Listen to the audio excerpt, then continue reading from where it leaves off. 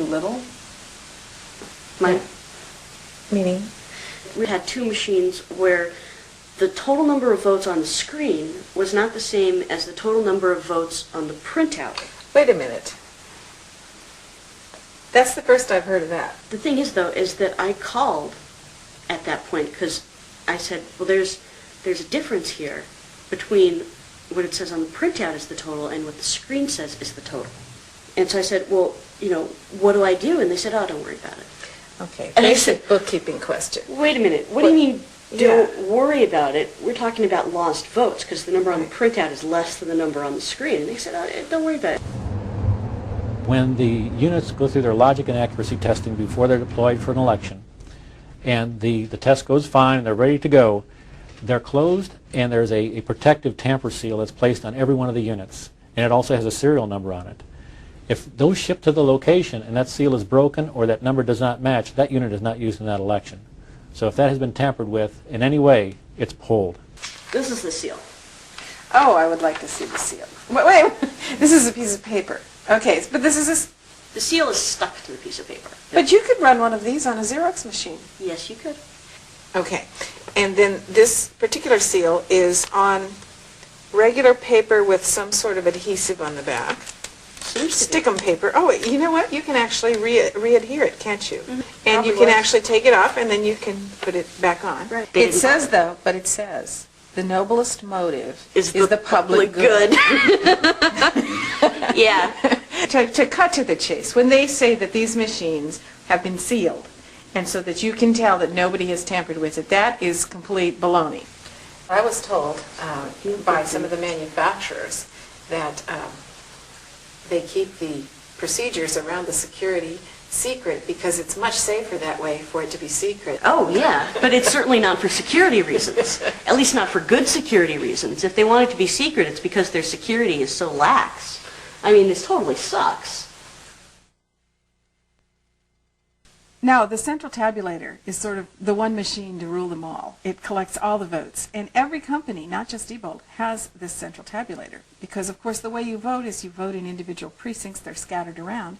And there has to be one machine to pull all these threads together, add them all up, and pronounce the winner. Bev was invited to New York to meet former presidential candidate Howard Dean. Bev sat me down, and in a few short seconds, I was amazed at what I could do. All right, Bev, show me how to do this. Well, what we have here is the central tabulator computer.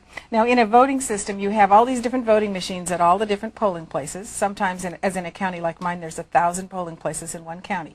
All those machines feed into the one machine so it can add up all the votes. So, of course, if you were going to do something you shouldn't to a voting machine, would it be more convenient to do it to the 4,000 machines or to just come in here to one machine and deal with all of them at once?